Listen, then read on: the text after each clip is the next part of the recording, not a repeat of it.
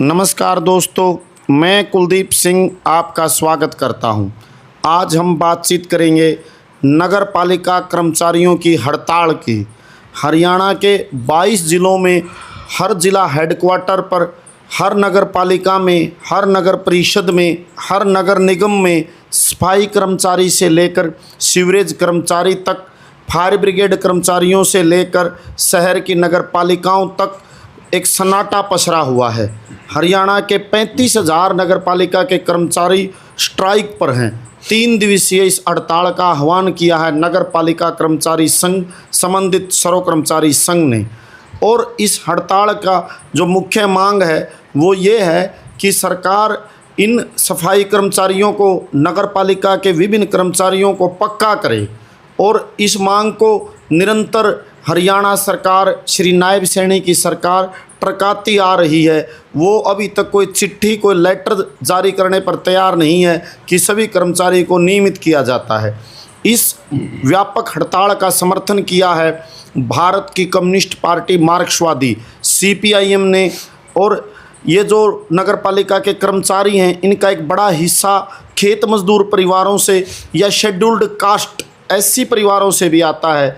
आज हम बातचीत करेंगे माकपा के केंद्रीय कमेटी के सदस्य और भारत की कम्युनिस्ट पार्टी मार्क्सवादी हरियाणा राज्य कमेटी के सचिव कामरेड प्रेमचंद से। नमस्कार कामरेड जी। नमस्कार जी, आपका चैनल पर स्वागत है कामरेड जी। शुक्रिया जी, थैंक यू। तो कामरेड जी, जैसा कि अभी आप देख रहे हैं कि बड़ी व्यापक सत्र पर हड़ताल है नगर पालिका कर्मचारी संघ के आह्वान पर। बड़ी मुकम्मल हड़ताल पूरे हरियाणा के अंदर अब चल रही है। इस हड़ताल पर आपकी पार्टी का क्या रुख है, क्या पक्ष है? देखो, पहली बात तो केंद्र और राज्य में जो मौजूदा सरकार है वो नारा तो देती है स्वच्छ भारत का और लोगों का जीवन बेहतर करने का, उनका जीवन सुरक्षित करने का, लेकिन वास्तव में सरकार जो है इस पे अमल नहीं करती। अभी पिछले दिनों 8 अप्रैल को जो ये अग्निशमन के जो कर्मचारी हैं उन्होंने हड़ताल की थी मांगों को लेके, और इसी तरीके से 1 मई को ये जो नगर पालिका के कर्मचारी हैं इन्होंने भी हड़ताल की थी।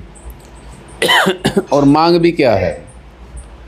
मुख्य रूप से मांग है कि जो कच्चे कर्मचारी हैं इनको पक्का किया जाए, और जो ठेका प्रथा जो शुरू कर रखी है सरकार ने ये ख़त्म हो और सीधे जो है सरकार इनको लगाए, और मान सम्मान के हिसाब से वेतन ठीक मिले और सारी जो सुविधाएं हैं वो मिलनी चाहिए। कर्मचारियों की ये मांग है, और ये मांगें बहुत जायज़ मांग हैं और इसमें कोई नाजायज़ मांग नहीं है। और पिछले दिनों वार्ता हुई, जब पीछे हड़ताल थी, सरकार ने मांगा और आश्वासन दिया कर्मचारी नेताओं को कि आपकी जो मांगे हैं ये बिल्कुल सही हैं, इनसे हम सहमति व्यक्त करते हैं, और एक निश्चित अवधि में, ये तो जून जुलाई के महीने में जो था, कि आपकी मांगों को हम पूरा करेंगे। अब दोबारा भी बताते हैं, हमने तो अखबार में पढ़ा है कि सरकार से फिर वार्ता हुई है, लेकिन सरकार जो है जो वायदा किया था कर्मचारियों से वो उस वायदे पे खरा नहीं उतर पाई है।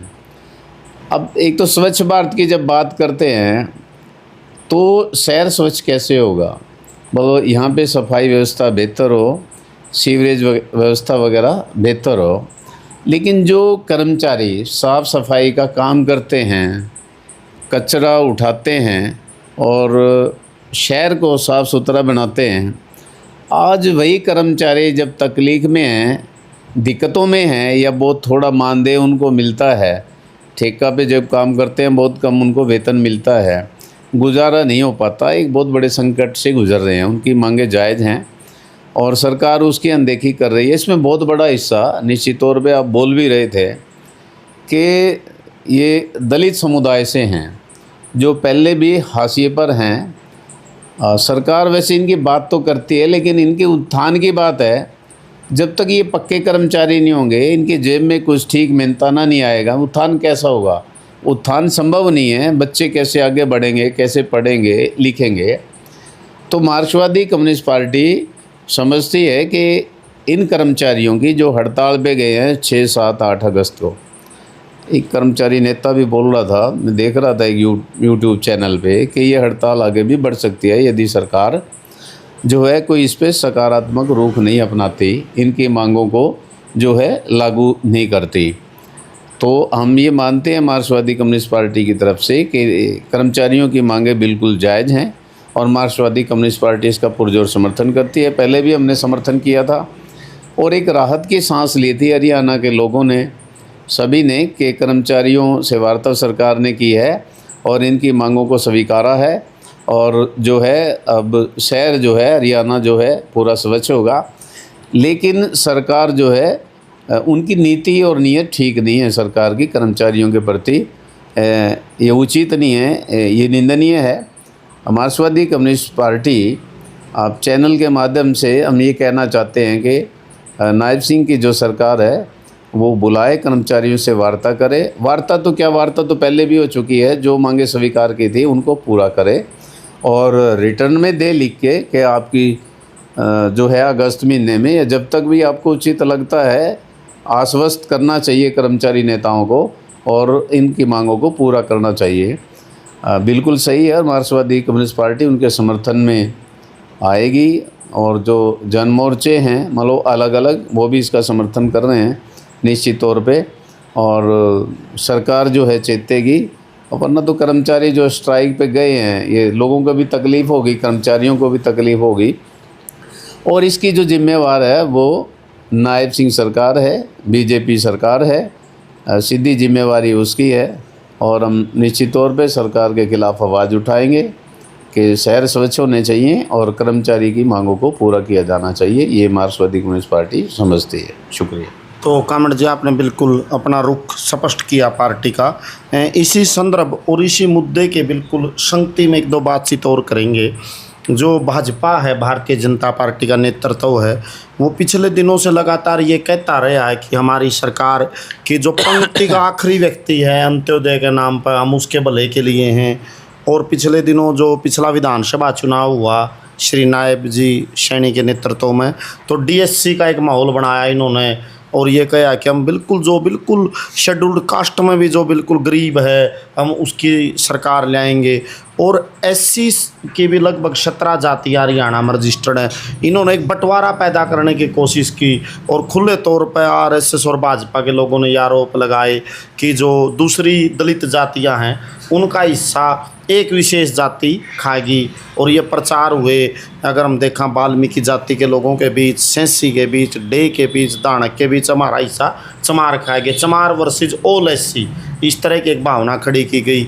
और फिर दूसरी तरफ इन्होंने एक चाल खोली कि जाट वर्सेज गैर जाट या हम ओबीसी के हैं। ओबीसी और एससी वो समुदाय रहा है भारतीय जो सामाजिक स्ट्रक्चर में, जो वर्ण व्यवस्था के तहत एक दलित समाज रहा है। एक तरफ तो भारतीय जनता पार्टी ये कहते हैं कि भाई हमने ओबीसी मुख्यमंत्री दिया नायब सैनी जी, ये ओबीसी की सरकार है, डीएससी की सरकार है, लेकिन जो उन्हीं तबकों के कर्मचारी हैं उनको स्ट्राइक पर जाना पड़ रहा है। मैं आपसे स्पष्ट ये जानना चाहता था, जो भाजपा का डीएससी और ओबीसी प्रेम है, इसकी असलियत क्या है? क्या वाकई भाजपा ने कोई ओबीसी, डीएससी या मजदूर वर्ग को कुछ दिया है कि ये सिर्फ बातचीत है? ये है क्या सारा मामला? असल में भारतीय समाज में जो वर्ण व्यवस्था है, जो जाति व्यवस्था है, जाति व्यवस्था शोषणकारी है और पूरी तरह से रूढ़िवाद है और इसके खिलाफ़ जो है हमारे देश के बहुत बड़े जो विद्वान हैं उन्होंने लड़ाई लड़ी है कि जाति प्रथा ख़त्म होनी चाहिए। क्योंकि मैं पहले ही कह चुका हूँ कि शोषण है इसमें, चाहे डॉक्टर भीमराव अंबेडकर है, भगत सिंह है, कबीर है, रविदास है और भी बहुत सारे विद्वानों ने, संतों ने, कवियों ने मतलब इसके खिलाफ़ लड़ाई लड़ी है, लेकिन आज भी मौजूद है ये व्यवस्था। और जो भाजपा की जो सरकार है जाति व्यवस्था को ख़त्म करने के बजाय, क्योंकि हमारा संविधान भी जाति प्रथा को ख़त्म करने की बात करता है लेकिन जो भाजपा की सरकार है ये जातियों के नाम पे जो है राजनीति कर रही है।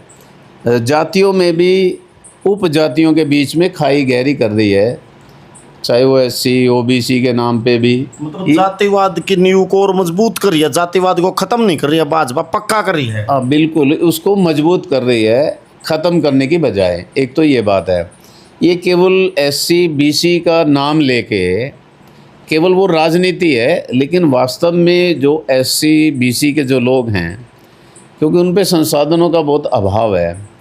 एक दौर में तो जो सरकारी नौकरियां जो मिलती थी, लोग पढ़ लिख के आते थे, आरक्षण भी उनको मिलता था, कुछ थोड़ा ऊपर भी आए उठ के।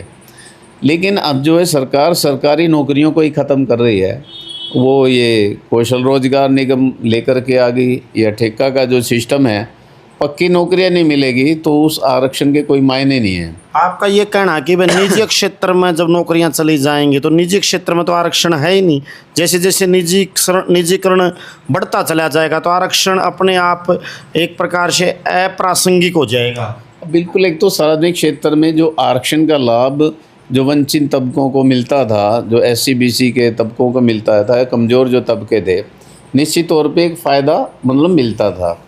लेकिन अब उसको कमज़ोर किया जा रहा है, वो इतना लाभ मिल नहीं पा रहा सरकार जो ये नीतियाँ हैं। और दूसरा मैं जो ये कह रहा था, इसी संदर्भ में जो निजीकरण की आप बात कर रहे हैं, ये ठीक है कि निजी क्षेत्र में भी आरक्षण होना चाहिए, लेकिन निजी क्षेत्र में भी एक तरफ तो सरकार जैसे न्यूनतम वेतन 15,220 जैसे लागू करने की बात की है लेकिन जब हम देखते हैं जो कारखाने हैं, फैक्ट्रियाँ हैं, उनको मिल ही नहीं रहा इतना न्यूनतम वेतन। सरकार जो है ईमानदारी से उसके ऊपर काम नहीं कर रही, बहुत कम न्यूनतम वेतन उनको मिलता है। इसका मतलब वो समस्याएं और ज़्यादा गहरी हैं। मेहनतकश जो तबके ख़ास तौर से इनसे हैं, जिनके पास संसाधन नहीं है, वही कारखानों में काम करते हैं। तो इसलिए मैं ये कह रहा हूँ कि सरकार जो एससी बीसी के नाम की राजनीति करती है, बल्कि उनके जीवन को जो ऊपर उठाने की बात है, उनके बच्चों को मुफ्त शिक्षा का सवाल है, उनके स्वास्थ्य का सवाल है, उनके रोज़गार का सवाल है, उनके रहन सहन का सवाल है, आवास का सवाल है, उनके पौष्टिक भोजन का सवाल है। अब हम देख रहे एक एक करके यदि देखेंगे, अब पहले मनरेगा कानून था, वो ख़त्म कर दिया, वो थोड़ा बहुत काम मिल जाता था, कानूनी गारंटी थी। अब ये वीबी ग्राम जी लेके आए हैं, लेकिन मनरेगा की तुलना में ये जो वीबी ग्राम जी कानून लेके आए हैं कहीं भी नहीं ठहरता, नंबर 1। नंबर 2, जो खाद्य सुरक्षा कानून था 2013 में बना था, जो अंत्योदय योजना में जो लोग आते हैं जिनको 35 किलो अनाज मिलता था, अब सरकार उसमें संशोधन कर रही है, कह रहे हैं प्रति व्यक्ति जो है 7 किलो राशन जो मिलेगा, अनाज मिलेगा। अब मान लो किसी परिवार में 7 हैं, परिवार के सदस्य हैं, तो 49 किलो राशन मिलना चाहिए, लेकिन वो सरकार 49 किलो देगी नहीं, 35 किलो से ऊपर देगी नहीं। और जो परिवार में 2 सदस्य हैं उनको केवल 7 दूनी 14 किलो मिलेगा, यानी कि उनका निवाला सरकार जो है छीन रही है। तो ये कहाँ मतलब जो कमज़ोर तबके हैं उनको ऊपर उठाने की बात कर रही है। ऐसा ये कहना कि भाजपा का दलित प्रेम झूठा है, बिल्कुल ये झूठा है निश्चित तौर पे। और जातीय व्यवस्था को, इस शोषण को और ज़्यादा सरकार जो है गहरा करना चाहती है, और उसको करने में लगे हुए हैं। केवल जो बड़े कारपोरेट हैं, बड़े जो धन्ना सेठ हैं, पूंजीपति हैं, केवल उनका ही जो है सरकार देख रही है। आज हम देख रहे हैं, चाहे वो भारत का समाज है और हरियाणा भी उसी का हिस्सा है निश्चित तौर पे, तो आज असमानता बहुत ज़्यादा बढ़ रही है देश के अंदर, अमीर गरीब की खाई गहरी हुई है। और पिछले दिनों भी हमने देखा कि जो जेनजी है, 76 युवाओं का देश भर में एक आंदोलन चला शिक्षा के सवाल पे। ये कोई वैसे नहीं है, ये एक व्यवस्थागत संकट है। मतलब सरकार मतलब कितने दिन जो है झूठ बोलेगी। लोग अब समझते हैं, जागरूक हो रहे हैं और लड़ाई लड़ेंगे, इसलिए कर्मचारी भी अपने हकों की लड़ाई लड़ रहे हैं और बिल्कुल जायज़ इनकी ये मांग है। सर जी, जैसे भारत के प्रधानमंत्री आदरणीय श्री नरेंद्र मोदी जी दलितों के पैर धोते हैं, सफाई देवता की बात करते हैं, और आदरणीय प्रधानमंत्री जी ने तो कहा भी है कि ये जो समाज रहा है, जो सदियों से सफाई में, मेला ढोने में, या जो भी एक प्रकार की ये इस तबके के लोग हैं, इनको कोई दैवीय प्रेरणा मिलती रही है, और ये मतलब उसी प्रेरणा से मतलब लैस होकर ये काम करते रहे हैं भाई। तो इस पे ये किस प्रकार की दैवीय प्रेरणा की बात करते हैं भाई? लोग सीवर में मर जाते हैं या उनको सफाई कर्मी है बेचारे वहीं घिस घिस के वो बगैर पेंशन के सामाजिक सुरक्षा के वहीं उनका जीवन समाप्त हो जाता है। उनके बच्चे आज तक नगर परिषद की म्यूनिसिपल कमेटी के सफाई कर्मचारियों से आगे नहीं बढ़े।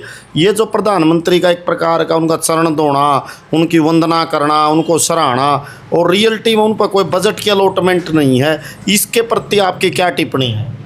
देखो, जो जातीय स्ट्रक्चर है और उसमें जो वर्ण व्यवस्था जो है देश में, सरकार जो है उसकी तरफ लेके जा रही है, उसको गहरा कर रही है। मैं भी कह रहा था एक बार मोदी जब ये पैर धो रहे थे तो जब कह रहा था कि इसको अध्यात्म की जो है अनुभूति हो रही है, यानी कि जो ये स्ट्रक्चर है ये मजबूत बने और इसी में मतलब ये खुश रहें, सेवा करते रहे, इसका फल जो है ना लें। जैसे हमने देखा महाभारत की कहानी में भी जब हम देखते हैं कि एक भील जो है वो धनुष विद्या में निपुण होता है और जो अर्जुन जो थे राजा उससे भी जो है बेहतर वो धनुष चलाने में माहिर थे। और द्रोणाचार्य ने उसको देखा कि आपने कहाँ से सीखा, उसने बताया कि आप इसको बताते थे, मैंने वहाँ से शिक्षा ली। तो उसने दक्षिणा में अंगूठा मांग लिया, एकलव्य का अंगूठा कटवा दिया, एकलव्य का अंगूठा कटा दिया। लेकिन अब लोग जागरूक हैं, अब ये अंगूठा नहीं देंगे बल्कि अपना हक हासिल करेंगे। बेशक ये कितना भी जोर लगाएं बैकफुट पे ले जाने के लिए देश को, लेकिन ये देश आगे नहीं जाएगा, मतलब पीछे नहीं जाएगा और देश जो है आगे बढ़ेगा एक प्रगति की तरफ और एक नागरिक समानता की तरफ और एक गरिमापूर्ण जीवन जीने की तरफ जो इंसान बढ़ेगा। ये हमारा संविधान भी जो है मानता है, अधिकार देता है। तो कामड़ जी एक सवाल और आपसे, जैसे जो एससी को भी लाभ मिला, आरक्षण जब दिया गया, संविधान की रचना हुई, तो डॉक्टर भीमराव अंबेडकर प्रमुख शिल्पकार थे संविधान के, जिन्होंने दलितों को, वंचितों को और कर्मचारियों के लिए भी बेहतरीन प्रावधान प्रगतिशील करवाए। जब डॉक्टर अंबेडकर ये काम कर रहे थे हिंदू मैरिज एक्ट से लेकर, तो उस समय राष्ट्रीय स्वयंसेवक संघ और आरएसएस के लोगों ने डॉक्टर अंबेडकर के पुतले फूके गए। तो आज मतलब वो भारतीय जनता पार्टी अंबेडकर के चित्र लगा कर वो बड़े बड़े स्टैचू लगाती है, उन पर फूल बिखेरती है और अंबेडकर की जयंतियाँ मनाती है, दलित महान पुरुषों की भी जयंतियाँ मनाती हैं। इस पर आपका क्या कहना है कि जो लोग अंबेडकर के स्टैचू तोड़ते थे, उनको मतलब अंबेडकर को गालियाँ देते थे, वो अंबेडकर की पूजा करने लगी। भाजपा का जो अंबेडकर प्रेम है, इसके प्रति आपका क्या कहना है? असल भाजपा और आरएसएस जो है झूठ की राजनीति करती है और पहले तो इनके खिलाफ बोले हैं डॉक्टर भीमराव अंबेडकर के या और भी ऐसे विद्वान जो हैं उनके खिलाफ, लेकिन आज उन पे फूल मालाएँ चढ़ाना या उनका इस्तेमाल करना केवल उनकी लोकप्रियता जो थी उसका लाभ लेने के लिए ये काम करती है, जबकि उनके विचारों से उनका कोई लेना देना नहीं है।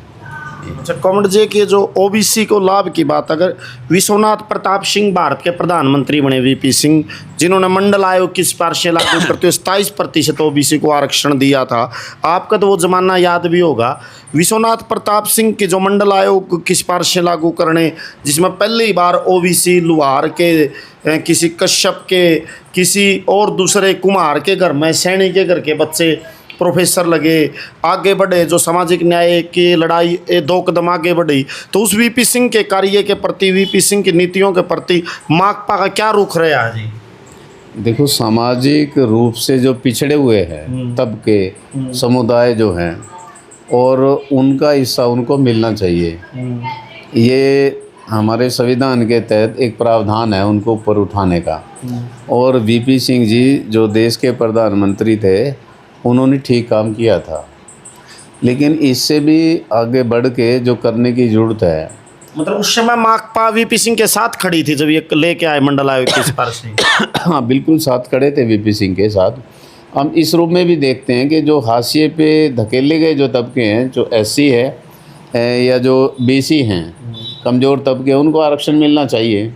हालांकि एससी के लिए तो, क्योंकि उनका आज भी जाति के नाम पे उत्पीड़न है या शोषण है, हम दलित के आधार पे उन पे आरक्षण की वकालत करते हैं। जातिगत आधार पर आरक्षण का समर्थन करती है माकपा शेड्यूल्ड कास्ट के लिए, शेड्यूल्ड कास्ट के लिए। और जो ओबीसी में जो लोग हैं इसमें कुछ ऐसे भी तबके हैं जो मलाईदार है, जिनके पास संसाधन है ठीक से, उसके लिए क्राइटेरिया तय करा था क्रीमी लेयर का क्राइटेरिया। लेयर का। उसके लिए हमारी पार्टी ये मानती है कि ठीक है, क्रीमी लेयर के आधार पे जो भी इस दायरे में आते हैं उनको आरक्षण मिलना चाहिए, लेकिन वो भी मिल नहीं रहा। कहाँ मिल रहा है? आप जब देखेंगे ना आंकड़े तो वो है नहीं। चाहे आप यूनिवर्सिटी में जो प्रोफेसर लगते हैं, बड़े उच्च अधिकारी लगते हैं, IAS IPS जो है, तो मिलेंगे नहीं। है पूरा जो है सरकार की नीयत नहीं है, केवल इस्तेमाल ही उनको करती है ना। जो जब VP सिंह ये लेके आए तो उस समय जी जो आरक्षण विरोधी आंदोलन चला, उस पर RSS का क्या रोल रहा, या VP सिंह के प्रति, उसकी सरकार के प्रति उस टाइम भारतीय जनता पार्टी का क्या रूप था जी? ऐसा भारतीय जनता पार्टी तो आरक्षण के खिलाफ थी पहले भी। मतलब जो इस आरक्षण का विरोध करने वाले थे उनके साथ खड़ी थी। मतलब OBC आरक्षण के खिलाफ थी भाजपा? बिल्कुल आरक्षण के खिलाफ थी, और ये आंतरिक रूप से तो ये खिलाफ हैं। केवल ये दिखाने के लिए कहते हैं कि हम SC/BC के साथ खड़े हैं, जबकि ऐसा नहीं है। भाजपा ने तो जी VP सिंह की सरकार गिराई थी, अटल बिहारी वाजपेयी और आडवाणी जी ने शायद। अब तो वो है गिराई थी, और निश्चित तौर पे उसकी सीटें कम थी, ताकत नहीं थी।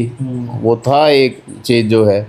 वैसे तो इतना अच्छा काम करा था वो सरकार, चल भी सकती थी, मतलब चाहते तो उसमें, लेकिन वो शायद नहीं हुआ। मतलब जो बुर्जुआ क्लास की पार्टी है उसमें मुख्य रूप से ये भी है, तो वो शायद नहीं होता, तो सरकार चली गई।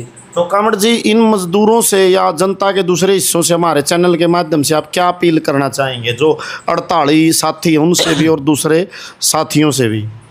देखो, मैं तो इसमें ये कहना चाहूँगा कि जो नगर पालिका कर्मचारियों की हड़ताल है और अग्निशमन के कर्मचारी हैं वो भी हड़ताल पे हैं। पिछले दिनों हमने देखा, जो ये गर्मी का मौसम होता है पीक पे, बहुत सारी जगह आग लगी और 2 कर्मचारी शहीद भी हुए थे अग्निशमन के। वो एक ये कौशल रोजगार निगम के तहत था, एक पेरोल पे था। अब उनके सामने ये भी संकट था कि भी उनको एक उचित मुआवजा मिलने की बात थी, जो एक लड़ाई भी लड़ी गई और जो उनके आश्रित हैं उनका जीवन यापन का भी एक बड़ा सवाल था।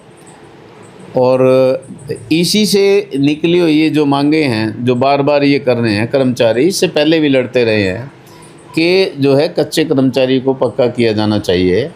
और शहर को सुंदर बनाना है, हरियाणा को साफ स्वच्छ सुंदर बनाना है, तो लोगों को कर्मचारियों के पक्ष में खड़ा होना चाहिए, ताकि सरकार जो है इनकी मांगों को स्वीकार करे और सरकार के ऊपर दबाव बनाना चाहिए। तभी हम हरियाणा को सुंदर बना सकते हैं, साफ स्वच्छ बना सकते हैं। एक दूसरे की मदद करनी पड़ेगी, कमज़ोर के पक्ष में खड़ा होना ही पड़ेगा और होना चाहिए। तो आपने सुने कामरेड प्रेमचंद के विचार, भारत की कम्युनिस्ट पार्टी मार्क्सवादी के पक्ष, उनका रुख, उनकी विचारधारा, जिन्होंने बेलाग और स्पष्ट 2 टूक तरीके से अपनी बातचीत रखी। इसी तरह का एक डिस्कशन विभिन्न मुद्दों पर हम आपके बीच में लेकर आते रहेंगे। सभी दर्शकों से भी अनुरोध है कि वो कमेंट सेक्शन में जाकर अपनी प्रतिक्रिया जरूर दें और इन मसलों पर एक संवेदनशील रुख अपनाएं। कामरेड जी, आपने भी हमें समय दिया, आपका भी बहुत बहुत धन्यवाद, और सभी दर्शकों का भी बहुत बहुत शुक्रिया।